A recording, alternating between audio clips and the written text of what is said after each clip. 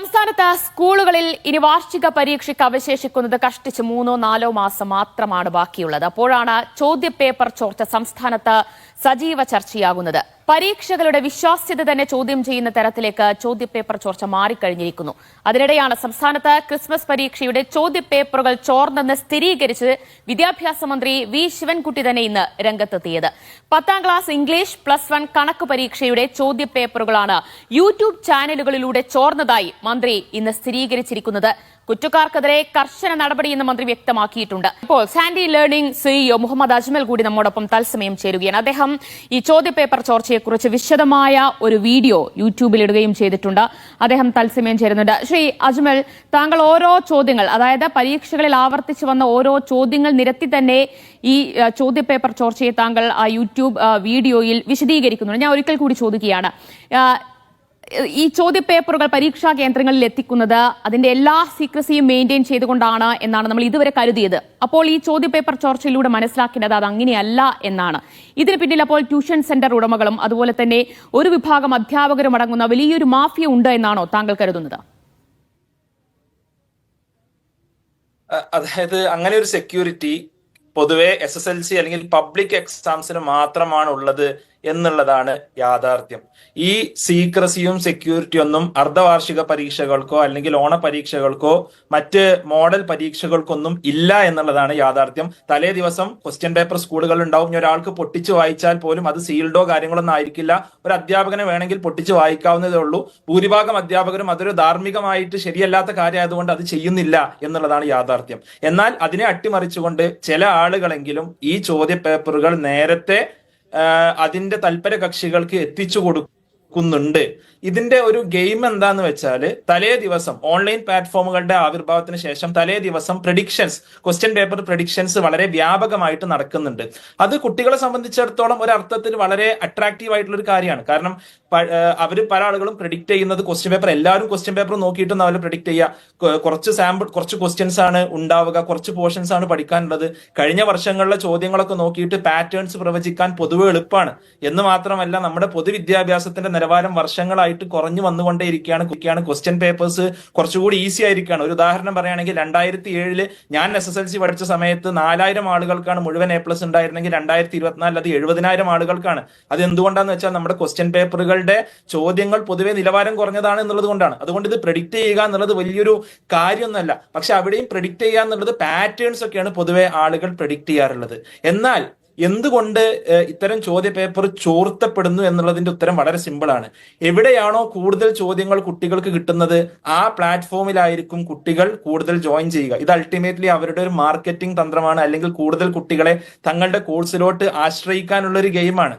അപ്പോൾ കൂടുതൽ ചോദ്യങ്ങൾ ഇത്തവണ പ്രെഡിക്റ്റ് ചെയ്താൽ ഇനി അടുത്ത കൊല്ല പരീക്ഷ ആകുമ്പോഴേക്ക് ഞങ്ങളുടെ കോഴ്സിൽ 1000 രൂപ കൊടുത്ത് 3000 രൂപ കൊടുത്ത് കൂടുതൽ കുട്ടികൾ ജോയിൻ ചെയ്യും. അതിനു വേണ്ടിയിട്ടാണ് ഒരു പക്ഷേ ചില സ്കൂളുകളിലെ അധ്യാപകരെ കൂട്ടുപിടിച്ചുകൊണ്ട് ഈ ചോദ്യ പേപ്പറുകൾ ഇതേപോലെ, ഞാൻ എന്റെ വീഡിയോയിൽ അൺലേൺ വിത്ത് അജ്മൽ എന്നുള്ള ചാനൽ ഏകദേശം 70,000 ആൾക്കാരെ വീഡിയോ കണ്ടു കഴിഞ്ഞു. അതിൽ കൃത്യമായിട്ട് ഇപ്പോൾ നമുക്ക് പാറ്റേൺസ് ഒക്കെ നമുക്ക് പ്രവചിക്കാൻ പറ്റും. പക്ഷെ അതാണോ സംഭവിച്ചത്? അതല്ല. മാത്സ് പോലത്തെ, ഗണിതം പോലത്തെ ഒരു പരീക്ഷയിൽ വളരെ കൃത്യമായിട്ട് ഇന്നതാണ് ചോദ്യം എന്നുള്ള നിലയ്ക്ക് ഇന്ന വാല്യൂസ് വരെ കൃത്യമായിട്ട് നൽകുന്ന ഒരവസ്ഥയാണ് നമ്മൾ ഇന്ന് കണ്ടുകൊണ്ടിരിക്കുന്നത്. ഇത് വളരെ അപകടകരമായിട്ടുള്ള ഒരു കാര്യമാണ്. ആ വീഡിയോസിന്റെ താഴെ വന്ന കമന്റുകൾ നിങ്ങൾ ശ്രദ്ധിക്കുന്ന നന്നായിരിക്കും. ഒരു പക്ഷേ ഈ വീഡിയോക്ക് പോയി മീഡിയ വണ്ണ് ഈ പുറത്തുവിടുന്ന ന്യൂസ് പോലും ഒരർത്ഥത്തിൽ അത്തരം ചാനലുകൾ, ഇത് ചെയ്ത ആളുകളെ സംബന്ധിച്ചിടത്തോളം നെഗറ്റീവ് പബ്ലിസിറ്റിയാണ്. ചില കുട്ടികൾ എന്താ വിചാരിക്കും, ഇത് കണ്ടിട്ട് അവിടെ എല്ലാ ക്വസ്റ്റ്യൻസും കിട്ടുന്നുണ്ട്, പിന്നെ എന്തിനാ കഷ്ടപ്പെട്ട് പഠിക്കുന്നത്, ഇതൊരു പുതിയ അറിവാണെന്ന് അവിടെ പോയിട്ട് ഇത് കണ്ടാൽ പോരെ എന്ന് ചിന്തിക്കുന്ന അവസ്ഥയിലോട്ട് കുട്ടികൾ പോകുന്നു. അൾട്ടിമേറ്റ്ലി നമ്മുടെ കുട്ടികളുടെ ഭാവിയെ കുരുതി കൊടുത്തുകൊണ്ടുള്ള കാര്യമാണ്.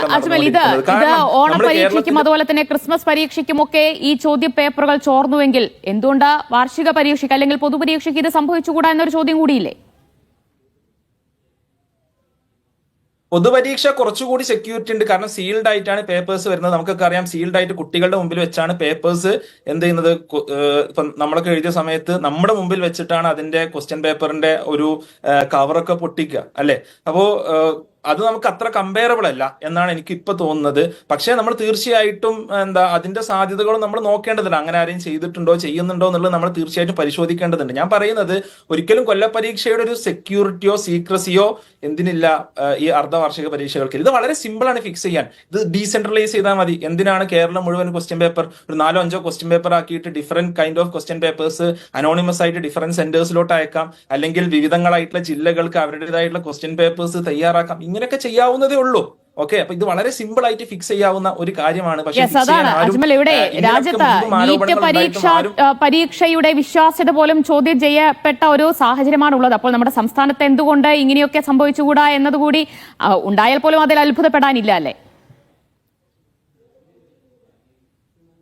അല്ല, തീർച്ചയായിട്ടും. ഇപ്പൊ ഇത് ഞാൻ പറഞ്ഞല്ലോ, ഇത് എന്തുകൊണ്ട് ആളുകൾ ഇത് ചെയ്യുന്നു, ഇത് അവരെ സംബന്ധിച്ചിടത്തോളം കൂടുതൽ ക്വസ്റ്റ്യൻസ് പ്രിഡിക്ട് ചെയ്താൽ ഞങ്ങളുടെ പ്ലാറ്റ്ഫോമിലോട്ട് കൂടുതൽ ആളുകൾ വരും, ഞങ്ങൾ കൂടുതൽ കുട്ടികൾ സപ്പോർട്ട് ചെയ്യും. അതാ ഞാൻ പറഞ്ഞത്, നമ്മൾ ഈ വീഡിയോ ഞാനിവിടെ ഒന്ന് സംസാരിക്കുന്നു, നിങ്ങൾ ഈ വിഷയം ചർച്ച ചെയ്യുന്നത് പോലും ഇത് ചെയ്യുന്ന ആളുകളെ സംബന്ധിച്ചിടത്തോളം അവർ വളരെ പോസിറ്റീവായിട്ടായിരിക്കും ഇതിനെ കാണുക. കാരണം ഞങ്ങൾക്ക് കൂടുതൽ പബ്ലിസിറ്റിയാണ് ഇതിലൂടെ കിട്ടുന്നത്. പകരം ഇത്തരം ആളുകളെ കൃത്യമായിട്ട് ഐഡന്റിഫൈ ചെയ്ത് ഇത് ഫിക്സ് ചെയ്യാൻ പൊതുവിദ്യാഭ്യാസ വകുപ്പ് ശ്രമിക്കേണ്ടതുണ്ട്. ഇല്ല എന്നുണ്ടെങ്കിൽ നമ്മുടെ കുട്ടികളുടെ ഭാവിയെ കുഴിച്ചു മൂടുന്ന ഒരു കാര്യത്തിലോട്ടാണ് പോകുക. കാരണം ഈ കുട്ടികൾ എഴുതുന്നത് ഒരു +2 പരീക്ഷ മാത്രമാണോ? അല്ലല്ലോ. നേരത്തെ പറഞ്ഞ നീറ്റ് പരീക്ഷ എഴുതണ്ടേ, JEE പരീക്ഷ എഴുതണ്ടേ, അതേപോലെ CUT പരീക്ഷ എഴുതണ്ടേ. CUT പരീക്ഷയിൽ എന്തുകൊണ്ടാണ് കേരളം പിന്നിലായി പോകുന്നത്? JEE പരീക്ഷയിൽ 3% പോപ്പുലേഷനുള്ള കേരളം എന്തുകൊണ്ടാണ് വെറും 1% ആൾക്കാർ മാത്രം ക്രാക്ക് ചെയ്യുന്നത്? നമ്മുടെ പൊതുവിദ്യാഭ്യാസ രംഗത്ത് നിലവാര തകർച്ചയും ഇത്തരം പ്രഡിക്ഷനിലോട്ട് മാത്രം കുട്ടികൾ പോകുന്നതും തലേ ദിവസം മാത്രം ക്ലാസ്സുകൾ കണ്ടാൽ മാത്രം A+ കിട്ടാം എന്നുള്ള ഒരു ചിന്ത കുട്ടികൾക്ക് വന്നു തുടങ്ങിയത്. ഇതിന്റെ റൂട്ട് കോസ് ഇവിടെയാണ്. തലേ ദിവസത്തെ ക്ലാസ് കണ്ടാൽ മാത്രം A+ കിട്ടാം എന്നുള്ള ചിന്ത കുട്ടികൾക്ക് വരുന്നതോടുകൂടി ഇത് ചെയ്യാം എന്ന് ചില ആളുകൾക്കെങ്കിലും തോന്നുകയും അത് നമ്മുടെ പൊതുവിദ്യാഭ്യാസ രംഗവും നമ്മുടെ ഭാവിയിലെ കുട്ടികളുടെ ഭാവിയും അവരറിയാതെ നശിപ്പിച്ചുകൊണ്ടിരിക്കുകയാണ് എന്നുള്ളതാണ് താങ്കൾ പറയുന്നത്. വിദ്യാഭ്യാസ വകുപ്പിലെ ഉദ്യോഗസ്ഥരുടെയോ അല്ലെങ്കിൽ അധ്യാപകരുടെയോ സഹായമില്ലാതെ ഇത്തരത്തിലുള്ള ചോദ്യപേപ്പറുകൾ ചോർത്താൻ കഴിയില്ല എന്നാണോ? ഒരിക്കലും അധ്യാപകരുടെ സഹായം ഇല്ലാതെ ഇത് ചോർത്താൻ സാധിക്കില്ല എന്നുള്ളതാണ് ഞാൻ ഉറച്ചു വിശ്വസിക്കുന്നത്. എന്ന് മാത്രമല്ല, ഒരു അധ്യാപകൻ വിചാരിച്ചാൽ ഈസി ആയിട്ട് ഞാൻ ബോർഡ് എക്സാം SSLCയുടെ +2 ബോർഡ് പബ്ലിക് എക്സാം ഞാൻ പറയുന്നില്ല, പക്ഷെ ഒരു അധ്യാപകൻ വിചാരിച്ചാൽ തലേ ദിവസം ക്വസ്റ്റ്യൻ പേപ്പറുകൾ പല സ്കൂളുകളിലും എത്തുന്നുണ്ട്. ഒരു അധ്യാപകൻ വിചാരിച്ചാൽ അത് ചോർത്താവുന്നതേ ഉള്ളൂ. ഓണപരീക്ഷയും ക്രിസ്മസ് പരീക്ഷയൊന്നും അതിൽ യാതൊരു സംശയവും ഇല്ല. അജ്മൽ, നേരത്തെ ഓണപരീക്ഷയ്ക്കും സമാനമായ ആരോപണങ്ങൾ ഉണ്ടായിരുന്നു, ചോദ്യപേപ്പർ ചോർന്നു എന്നത്. ആ രീതിയിൽ അന്ന് അന്വേഷണം നടത്തി വിദ്യാഭ്യാസ വകുപ്പ് ഒരു റിപ്പോർട്ട് നൽകുകയും ഒക്കെ ചെയ്തിരുന്നു.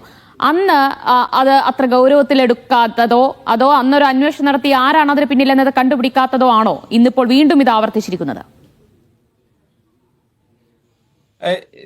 അതിന് ഉത്തരം പറയാൻ എനിക്ക് അറിയില്ല. കാരണം ഓണപരീക്ഷയിൽ ആ ക്വസ്റ്റ്യൻ പേപ്പർ ഞാൻ ഇത്ര വിശദമായിട്ട് ഞാൻ അനലൈസ് ചെയ്തിട്ടില്ല. പക്ഷെ കഴിഞ്ഞ ദിവസം ഞാൻ ഈ മാത്സ് പരീക്ഷ ഞാൻ വിശദമായി കുറെ സ്റ്റുഡൻസ് എന്നോട് പറഞ്ഞതുകൊണ്ടാണ് ഞാനിത് അനലൈസ് ചെയ്തത്. ഞാൻ പറഞ്ഞല്ലോ, നിങ്ങൾ പറഞ്ഞ പോലെ ഓരോ ക്വസ്റ്റ്യൻ ബൈ ക്വസ്റ്റ്യൻ ആയിട്ട് ഞാൻ വീഡിയോ ഇട്ടു.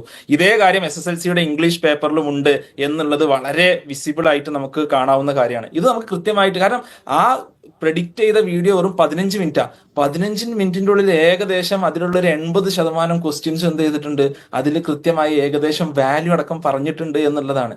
ഇത് കൃത്യമായിട്ട് നമ്മളൊന്ന് അനലൈസ് ചെയ്താൽ നമുക്ക് ആർക്കും, ബുദ്ധിയുള്ള ആർക്കും മനസ്സിലാക്കാവുന്നതേ ഉള്ളൂ എത്രത്തോളം പ്രോബിലിറ്റി ഉണ്ട് ഇനി പ്രെഡിക്റ്റ് ചെയ്താലും വാല്യൂസ് അടക്കം മാത്സ് പോലത്തെ ഒരു പരീക്ഷയിൽ 80% ശരിയായി വരാൻ എന്നുള്ളത്. ഓക്കെ, അപ്പൊ ആ നിലക്ക് അന്വേഷണം നടക്കണം. എന്തുകൊണ്ട് ഓണപരീക്ഷയുടെ സമയത്ത് അന്വേഷണം ഗൗരവമായി നടന്നില്ലേ, അല്ലെങ്കിൽ ഒന്നും കണ്ടെത്താൻ പറ്റിയില്ലേ എന്നുള്ളത് എനിക്കറിയില്ല. പക്ഷെ ക്രിസ്മസ് പരീക്ഷയെ സംബന്ധിച്ചിടത്തോളം ഇത് വളരെ എവിഡന്റ് ആണ്. വളരെ സ്ട്രോങ് എവിഡൻസുകൾ എന്നെ പോലത്തെ ആളുകൾക്ക് വരെ വളരെ സ്ട്രോങ് ആയിട്ട് ഇത് പ്രൂവ് ചെയ്യാൻ സാധിച്ചിട്ടുണ്ട്. അങ്ങനെയെങ്കിൽ തീർച്ചയായിട്ടും കൃത്യമായ അന്വേഷണം നടത്തിയാൽ ഇത് പ്രൂവ് ചെയ്യാൻ സാധിക്കും എന്നുള്ളതിൽ യാതൊരു സംശയവും എനിക്കില്ല. അജ്മൽ, എവിടെയായിരിക്കും ഈ ചോർച്ച നടന്നിട്ടുണ്ടാവുക? സാധാരണ 2-3 സെറ്റ് ചോദ്യപേപ്പറുകൾ തയ്യാറാക്കും, അതിലൊന്നായിരിക്കും അച്ചടിക്കായി പോവുക. അത് ഈ അച്ചടിക്കാൻ പോകുന്നിടത്തായിരിക്കുമോ അതോ ഈ അച്ചടിച്ചതിന് ശേഷം പരീക്ഷാ കേന്ദ്രങ്ങളിൽ അല്ലെങ്കിൽ സ്കൂളുകളിൽ എത്തിയെടുത്തുനിന്നായിരിക്കുമോ ചോർന്നിട്ടുണ്ടാവുക? ഞാൻ പറഞ്ഞു, ഇത് വളരെ സിമ്പിൾ ആണ്. ഇത് സ്കൂളുകളിൽ വളരെ സീൽഡ് ആയിട്ടൊന്നുമല്ല ഈ എക്സാം പേപ്പറുകൾ എത്തുന്നത്. സ്കൂളുകളിൽ നിന്ന് ചോരാനുള്ള എല്ലാവിധ സാധ്യതകളുണ്ട്. അവിടെ ഏതെങ്കിലും ഒരു അധ്യാപകൻ വിചാരിച്ചാൽ ചോർത്താവുന്നതേ ഉള്ളൂ എന്നുള്ളത് നമ്മൾ മനസ്സിലാക്കി. ഇനി അതിന്റെ സോഴ്സിൽ തന്നെ ചോർന്നിട്ടുണ്ടോ, അങ്ങനെയുള്ള സംഭവം ഉണ്ടോ എന്നുള്ളത് അത് അന്വേഷിക്കേണ്ടത് കൂടുതൽ ഗൗരവമായിട്ടുള്ള അന്വേഷണം വേണ്ടതാണ്. ഇത് വളരെ ഒബ്വിയസ് ആയിട്ട് ആർക്കും മനസ്സിലാക്കാവുന്ന കാര്യമാണ്, സ്കൂളുകളിൽ നിന്ന് ചോർത്താവുന്നതേ ഉള്ളൂ എന്നുള്ളത്. യെസ്, ഇതിലൂടെ ഈ മാത്രമല്ല, നേരത്തെ ചോർത്തുന്നതിന് പറഞ്ഞതുപോലെ പിന്നിലൊരു പല, സംഘമുണ്ടല്ലോ, അവരെന്തായിരിക്കും അധ്യാപകരും യഥാർത്ഥത്തിൽ ഉദ്ദേശിക്കുന്നുണ്ടാവുക? ഈ ട്യൂഷൻ സെന്ററുകളിലേക്ക് കുട്ടികളെ ആകർഷിക്കുക, അല്ലെങ്കിൽ ഈ ഓൺലൈൻ ആപ്പുകളിലേക്ക് കുട്ടികളെ ആകർഷിക്കുക എന്നത് മാത്രമായിരിക്കുമോ? അവരെ സംബന്ധിച്ചിടത്തോളം ഞാൻ പറഞ്ഞല്ലോ, ഇപ്പൊ ഇന്ന് ഓണ പരീക്ഷയ്ക്ക് ക്വസ്റ്റ്യൻ പേപ്പർ അവര് ഒരു ട്യൂഷൻ സെന്റർ എ അവർ 5 ചോദ്യം 10ൽ 5 ചോദ്യം പ്രഡിക്റ്റ് ചെയ്തു. ട്യൂഷൻ സെന്റർ ബി 10ൽ 8 ചോദ്യം ക്രിസ്മസ് പരീക്ഷയ്ക്ക് ആരുടെ കോഴ്സാണ് കുട്ടികൾ സബ്സ്ക്രൈബ് ചെയ്യുക? ബിയുടെ കോഴ്സാണ് സബ്സ്ക്രൈബ് ചെയ്യുക. ആരുടെ ചാനലിലോട്ടാണ് പോവുക? ബിയുടെ ചാനലിലോട്ടാണ് പോകുക. ഇത്ര സിമ്പിൾ ലോജിക്കാണിത്. ഓക്കെ, അപ്പൊ അവരെ സംബന്ധിച്ചിടത്തോളം കൂടുതൽ വ്യൂവർഷിപ്പ് കൂട്ടണം. ഈ വ്യൂവർഷിപ്പ് കൂട്ടിയാൽ അവരുടെ കോഴ്സിലോട്ട്, അവർ സെല് ചെയ്യുന്ന കോഴ്സിലോട്ട് കൂടുതൽ കുട്ടികൾ വരും. കുട്ടികൾ അവരുടെ ഫാൻസ് ആയിട്ട് മാറും. കുട്ടികളെ സംബന്ധിച്ചിടത്തോളം ഇത് തിരിച്ചറിയാനുള്ള ഒരു വിവേചന ബുദ്ധി ഇല്ല എന്നുള്ളത് ഒരു യാഥാർത്ഥ്യമാണ്, സങ്കടകരമായിട്ടുള്ള ഒരു യാഥാർത്ഥ്യമാണ്. കുട്ടികൾ കൂടുതൽ കൊണ്ടുവരിക, റവന്യൂ വർദ്ധിപ്പിക്കുക, കൂടുതൽ ബിസിനസ് ഉണ്ടാക്കുക എന്നുള്ളത് തന്നെയാണ് ഇതിന്റെ പിന്നിൽ ലക്ഷ്യം. വേറെ ഒന്നുമില്ല. അത് വളരെ സിമ്പിളാണ്. യെസ്, അജ്മൽ, ഒരു കാര്യം കൂടി. നമ്മുടെ ട്യൂഷൻ സെന്ററുകളിൽ ജോലി ചെയ്യുന്ന അല്ലെങ്കിൽ ക്ലാസ്സുകൾ എടുക്കുന്ന ചില സർക്കാർ അധ്യാപകരുണ്ട്. അങ്ങനെയുള്ള പല വിവരങ്ങളും റിപ്പോർട്ടുകളും ഒക്കെ പുറത്തു വരികയും ചെയ്തിട്ടുണ്ട്. അപ്പോൾ അത്തരത്തിലുള്ളവർ തന്നെയായിരിക്കില്ലേ ഇതിന് പിന്നിലും?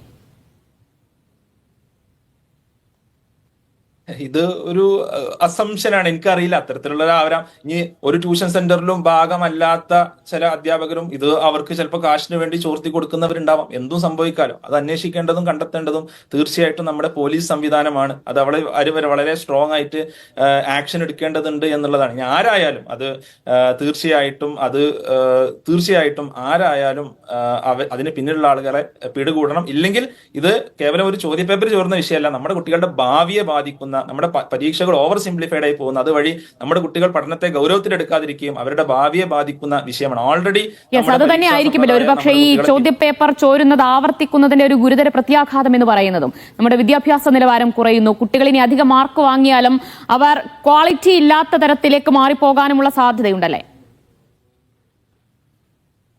തീർച്ചയായിട്ടും ക്വാളിറ്റി ഇല്ലാത്ത മാർഗത്തിലോട്ട് ആൾറെഡി പോയി കഴിഞ്ഞു. ഞാൻ നിങ്ങൾക്ക് ഡാറ്റ പറഞ്ഞുതരാം. IIT പരീക്ഷയിൽ 16,000-17,000 ആളുകൾ ഓരോ വർഷം അഡ്മിഷൻ എടുക്കുന്നതിൽ മലയാളികളുടെ എണ്ണം 200 അത് കേവലം 1%. മലയാളികളുടെ പോപ്പുലേഷൻ 3%. എന്താ കാരണം? പ്രബുദ്ധരായിട്ടുള്ള 100% സാക്ഷരരായിട്ടുള്ള മലയാളികൾ എന്തുകൊണ്ടാണ് IIT പോലുള്ള, ഞാൻ IIT മദ്രാസ് പഠിച്ചാളാണ്, ഏറ്റവും കൂടുതൽ ആളുകൾ വരുന്നത് ആന്ധ്രയിൽ നിന്നും തെലങ്കാനയിൽ നിന്നും രാജസ്ഥാനിൽ നിന്നുമാണ്.